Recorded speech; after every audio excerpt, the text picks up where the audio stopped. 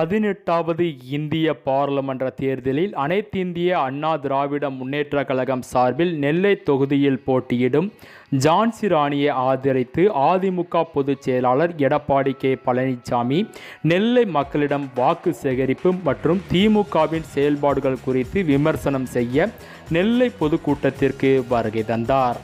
நெல்லை நாடாளுமன்ற வேட்பாளர் ஜான்சி ராணியை ஆதரித்து நெல்லையில் நடைபெற்ற பொதுக்கூட்டத்தில் தமிழர் விடுதலை கழகத்தின் தலைவர் வழக்கறிஞர் ப. ராஜ்குமார் பாண்டியன் எடப்பாடி கே பழனிசாமிக்கு சால்வை கொடுத்து வரவேற்றார்.